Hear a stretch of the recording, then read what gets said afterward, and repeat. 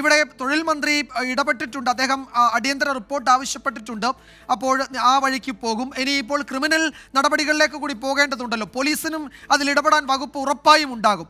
ആ നിലയിൽ ഉള്ള ഒരു ക്രൈം അവിടെ നടന്നിട്ടുണ്ട് എന്നുള്ള ദൃശ്യങ്ങളിൽ തന്നെ വ്യക്തമാണ്. അപ്പോൾ പരാതിക്കാർക്ക് ആത്മാഭിമാനത്തോടെ പുറത്തു വന്ന് ഈ സ്ഥാപന ഉടമയുടെ ക്രൂരതകൾ പറയാൻ പറ്റുന്ന ഒരു സാഹചര്യം കൂടി ഉണ്ടാകണമല്ലോ. അത് അടുത്ത മണിക്കൂറുകളിൽ സംഭവിക്കുമെന്ന് കരുതാം, അല്ലേ? തീർച്ചയായും. കാരണം ഈ പരാതിക്കാരുമായി സംസാരിച്ചപ്പോൾ അവർ പറഞ്ഞൊരു കാര്യം ഞെട്ടിക്കുന്നതാണ്. ഈ പരാതിയുമായി അവർ പല പോലീസ് സ്റ്റേഷനുകളിലും ചെന്നിരുന്നു. പക്ഷേ ഈ സ്ഥാപന ഉടമയുടെ സാമ്പത്തിക ഇടപെടലുകൾ അത് പോലീസ് പരാതി എടുക്കാൻ തയ്യാറായില്ലെന്ന ആരോപണവും ഉന്നയിച്ചിട്ടുണ്ട്. അത് വളരെ ഗൗരവമാണ്. കാരണം ഒരു മനുഷ്യന്റെ അന്തസ്സിനെ വളരെ മോശമാക്കുന്ന രീതിയിൽ പ്രവർത്തിച്ചിട്ടും ആ പരാതിയിൽ പോലീസ് ഗൗരവമായിട്ട് ഇടപെട്ടിട്ടില്ല എങ്കിൽ ആ ഉദ്യോഗസ്ഥരും ഇതേ കുറ്റത്തിന് സമാനമായ രീതിയിൽ ശിക്ഷ നേരിടേണ്ടവരാണ് എന്നുള്ളതാണ് നമുക്ക് മനസ്സിലാക്കുന്നത്. ഏതായാലും ഈ പരാതിക്കാരുടെ പരാതിയിൽ ഇതുവരെ ഒരു നടപടിയും ഉണ്ടായിട്ടില്ല. വളരെ നിസ്സാരമായി പോലീസിന് അന്വേഷിച്ച് കണ്ടെത്താവുന്ന ഒരു കാര്യമായിരുന്നു നടന്നത്. അതും കൊച്ചി പോലുള്ള ഒരു മെട്രോ നഗരത്തിൽ ഇങ്ങനെ നടക്കുന്നുവെങ്കിൽ അതിൽ ഒട്ടും നമുക്ക് അഭിമാനിക്കാനില്ല എന്ന് തന്നെ പറയേണ്ടി വരും. ആ പരാതിക്കാർ വളരെ പരാതിപ്പെട്ടിട്ട് പോലീസ് അവഗണിച്ചു എന്നാണല്ലേ? അങ്ങനെയാണെങ്കിൽ അത് അതിനെക്കാട്ടിൽ വലിയ പ്രശ്നമാണല്ലോ ശ്യാമം. തീർച്ചയായും വിജയകുമാർ. കാരണം ഈ വാർത്ത ഈ ദൃശ്യങ്ങൾ കിട്ടുമ്പോൾ നമ്മൾ ആ പരാതിക്കാരോട് സംസാരിക്കുമ്പോൾ അവർ പറഞ്ഞൊരു കാര്യം അതാണ്. പലതവണ പോലീസിൽ പോകുമ്പോഴും പോലീസ് പറയുന്നത് ആ ബന്ധപ്പെട്ട ആളുകളെ പരാതിക്കാരുടെ വിവരങ്ങൾ പോലും അറിയിച്ചു കൊടുത്ത സംഭവം ഉണ്ടായിട്ടുണ്ട് എന്നുള്ളതാണ്. ഈ പരാതിക്കാരിൽ ചിലർ നമ്മളോട് സംസാരിച്ചത്. അവരുടെ പ്രതികരണങ്ങൾ വലിയ താമസിക്കാതെ നമുക്ക് ലഭിക്കുമെന്നുള്ളത് ഉറപ്പാക്കിയിട്ടുമുണ്ട്. ഏതായാലും പോലീസിന് കൺമുന്നിൽ ഈ ദൃശ്യങ്ങൾ എത്തിയിട്ട് ഇതുവരെ ഒരു നടപടി ഉണ്ടായിട്ടില്ല എങ്കിൽ ആ ഉദ്യോഗസ്ഥരൊക്കെ ഈ സർവീസിൽ തുടരാൻ അർഹരാണോ എന്നുള്ളത് പോലും ചിന്തിക്കേണ്ടിയിരിക്കുന്നു. കാരണം അത്ര ക്രൂരവും പൈശാചികവുമായുള്ള ദൃശ്യങ്ങളാണ് പുറത്തു വരുന്നത്. മനുഷ്യൻ എന്നുള്ള രീതിയിൽ ഒരിക്കലും ഒരു സഹജീവിയോട് കാണിക്കരുതാത്ത ക്രൂരതയാണ് ആ ദൃശ്യങ്ങളിൽ നിന്ന് നമുക്ക് മനസ്സിലാക്കാൻ സാധിക്കുന്നത്. അതും ടാർഗറ്റ് അച്ചീവ് ചെയ്തില്ല എന്നുള്ള ഒരു കാര്യം പറഞ്ഞുകൊണ്ടാണ് ഇത് ചെയ്യുന്നത് എന്നുള്ളതാണ് ഏറ്റവും ശ്രദ്ധേയമായ കാര്യം. ഈ സ്ഥാപന ഉടമ മുൻപും സ്ത്രീ തൊഴിലാളികളെ ഉൾപ്പെടെ ദുരുപയോഗം ചെയ്യുകയും അതിന് ശ്രമിച്ച പരാതിക്കാരെ ഉപദ്രവിച്ചതിന് ഉൾപ്പെടെ പെരുമ്പാവൂർ സ്റ്റേഷനിൽ ഉൾപ്പെടെ കേസിൽ പ്രതിയാവുകയും ജയിലിൽ പോവുകയും ചെയ്തയാളാണ്. അയാൾക്ക് പിന്നീടും ഇങ്ങനെ ഒരു സ്ഥാപനം നടത്തിക്കൊണ്ട് പോകണമെങ്കിൽ അത് ജില്ലയുടെ വിവിധ ഭാഗങ്ങളിൽ നടത്തണമെങ്കിൽ സ്വാഭാവികമായും അയാൾക്ക് മറ്റു പിന്തുണകൾ ലഭിച്ചിട്ടുണ്ടാകും എന്നുള്ള കാര്യം ഉറപ്പാണ്.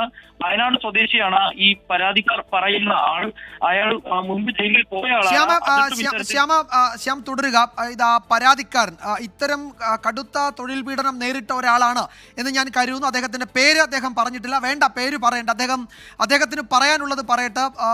താങ്കൾക്ക് കേൾക്കാമെങ്കിൽ എന്താണ് അവിടെ നടക്കുന്നത്? ഈ ദൃശ്യങ്ങൾ കുറെ കാണുന്നുണ്ട് ഞങ്ങൾ. നിങ്ങൾ നേരത്തെ പോലീസിലൊക്കെ പരാതിപ്പെട്ടതാണോ ഈ സ്ഥാപനത്തിനെതിരെ? അതെ അതെ, പരാതിപ്പെട്ടതാണ്. എന്നിട്ട് എന്തായിരുന്നു അവരുടെ മറുപടി?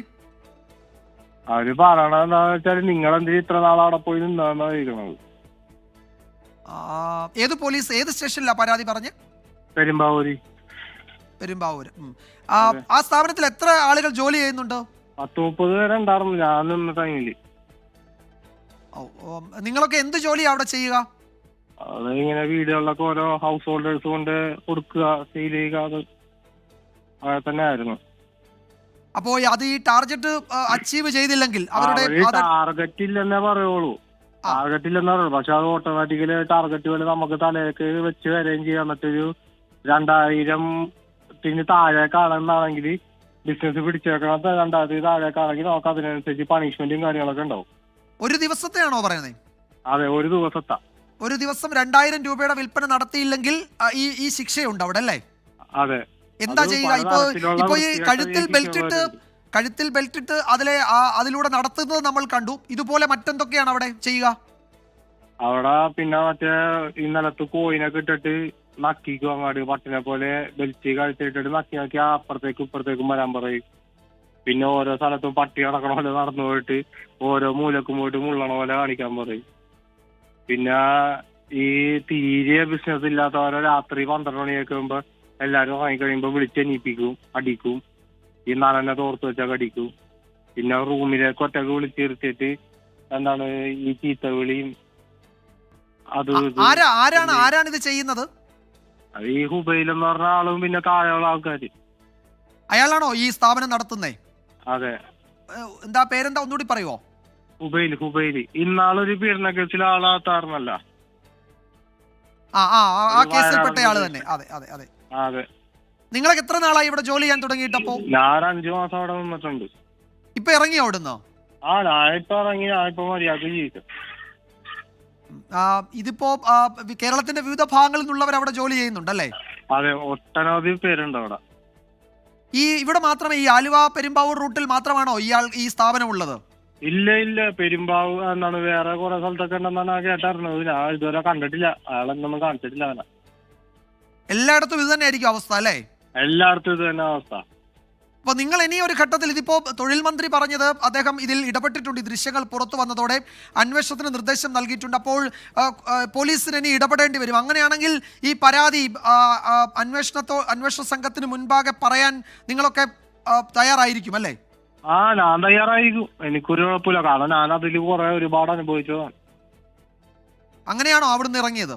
അതെ, എനിക്ക് എന്റെ അനുഭവം എന്താന്ന് വെച്ചാല്, ഒരു ദിവസം ഇത് കിട്ടിയില്ല, ബിസിനസ് കിട്ടിയില്ലെന്നും പറഞ്ഞ എന്റെ വായില് രാവിലെ എണീപ്പിച്ചിട്ട് ഒരു 8:15 വായില് എന്റെ കുറെ ഉപ്പ് വരിയിട്ട് വന്നു. ഒരു ഉപ്പെന്ന് പറയുമ്പോ കുറച്ച് വാരിടുമ്പോ തന്നെ അറിയാലോ എന്തോരം പ്രശ്നം ഉണ്ടാവുമെന്ന്. ഇതൊരു കയ്യില് നിറച്ച് ഉപ്പ് വാരിയിട്ട് എന്റെ വായില് ഇട്ട് തന്നിട്ട്, വായുവില് നമുക്ക് കസേരയിലിരിക്കണം എന്ന് പറയില്ലേ, പോലീസുകാര് പണിഷ്മെന്റ് കൊടുക്കണ ഇത് പണ്ടത്തെ, അതേപോലെ വായുവില് കസേരയിലിരിക്കണം. ഈ വായിൽ ഇത്രയും ഒരു വായിൽ നിറയെ ഉപ്പുമായി അങ്ങനെ കസേരയിൽ ഇരിക്കുന്നത് പോലെ വായുവിൽ നിൽക്കണം അല്ലേ? അതെ, എന്നിട്ട് തുപ്പാൻ പാടില്ല, ഉപ്പ് തുപ്പാൻ പാടില്ല. നമുക്ക് എന്തൊക്കെ വന്നാലും. എനിക്ക് ആ സമയം വരെ ഓർമ്മയുണ്ട്. 8:15 വായിൽ ഉപ്പിട്ടിട്ടില്ലേ, 9:45 വരെ അത് പിടിച്ചോണ്ട് വെച്ച്. പിടിച്ചോണ്ട് വെച്ചെന്നല്ല, പകുതി ആയപ്പോ തന്നെ എനിക്കത് വിഴുങ്ങേണ്ടി വന്നു. അവര് തുപ്പിപ്പിക്കണല്ല, അത് വായിലിരിക്കുമ്പോ തന്നെ എന്റെ വായൊക്കെ പൊട്ടി പണ്ടാ തുടങ്ങിപ്പോയി. അതോടെയാണോ താങ്കൾ അവിടെ നിന്ന് ഇറങ്ങിയത്?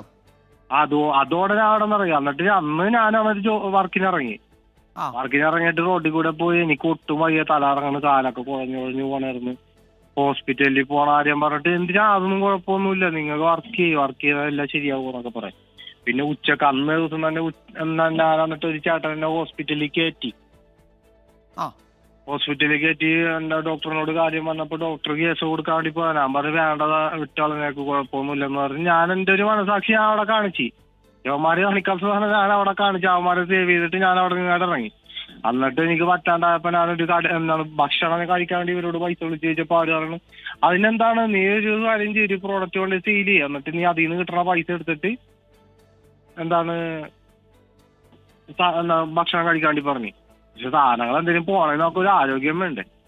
എനിക്ക് അതൊന്നും ഒരു അടിയിറങ്ങാൻ പറ്റാത്ത അവസ്ഥയായിരുന്നു. എന്നിട്ട് അവിടുത്തെ ഒരു കടക്കാരൻ എന്നെ കണ്ടിട്ട് അയാൾ എന്റെ കയ്യിലേക്ക് പൈസ വെച്ച് ഒന്ന് പോയി ഭക്ഷണം വാങ്ങിച്ച് കഴിച്ചു എന്ന് പറഞ്ഞിട്ടാണ് ഞാൻ വാങ്ങിച്ച് കഴിച്ചത്. എന്നിട്ട് ആ പുള്ളിയും പ്രശ്നമാക്കി. പുള്ളി അവിടെ ആലുവയിൽ തന്നെ നല്ല പിടിപാടുള്ള ആളായിരുന്നു. അപ്പൊ നമുക്ക് തിരിച്ച് പ്രതികരിക്കാൻ പറ്റൂല, കാരണം അവര് പ്രതികരിക്കാൻ പറ്റാത്ത രീതിയിൽ നമ്മളെ ട്രീറ്റ് ചെയ്യുള്ളൂ അത്രയും നാളും. ഇത് നിങ്ങൾ അവിടെ നിന്ന് ഇറങ്ങിയ ശേഷം ഈ വല്ല ഭീഷണിയോ ഇത് പുറത്തു പറഞ്ഞാൽ എന്തെങ്കിലും ബുദ്ധിമുട്ടുണ്ടാകുമെന്നോ അങ്ങനെയൊക്കെയുള്ള? അങ്ങനെ ഒന്നും ഉണ്ടായില്ല. നമ്മളെ കൊണ്ട് നിർബന്ധിച്ച് എഴുതിപ്പിച്ച് വാങ്ങിക്കുവര്. ഇനി ഒരു ബന്ധവും ഇല്ല എന്നുള്ള രീതിയിൽ. പൈസപരമായിട്ടോ ഇങ്ങനെയായിട്ടോ ഒരു ബന്ധവും ഇല്ല, വേറെ പ്രശ്നങ്ങളൊന്നും ഇല്ലെന്നും പറഞ്ഞ് നിർബന്ധിച്ച് എഴുതിപ്പിച്ച് വാങ്ങിക്കും. അത് നമ്മ പറ്റൂലെന്ന് പറഞ്ഞാൽ അവന്മാര് വാങ്ങിപ്പിക്കും. മനസ്സിലായി. താങ്കളുടെ വാക്കുകളിലുണ്ട് അവിടുത്തെ ഈ കൊടിയ തൊഴിൽ പീഡനത്തിന്റെ വിവരങ്ങൾ. എന്തായാലും ഇക്കാര്യത്തിൽ തൊഴിൽ മന്ത്രിയുടെ ഇടപെടൽ ഉണ്ടായിട്ടുണ്ട്. ഇപ്പോൾ പോലീസ് പരാതി നൽകിയിട്ട് രേഖാമൂലം പരാതി കൊടുത്തതാണോ നിങ്ങൾ, അതോ അവിടെ പോലീസ് സ്റ്റേഷനിൽ പോയി പറഞ്ഞതേ ഉള്ളൂ? പോലീസ് സ്റ്റേഷനിൽ പോയിട്ട് പരാതി കൊടുത്തതാ. പരാതി കൊടുത്തിട്ട് പെരുമ്പാവൂർ പോലീസ് അവഗണിച്ചു അല്ലേ?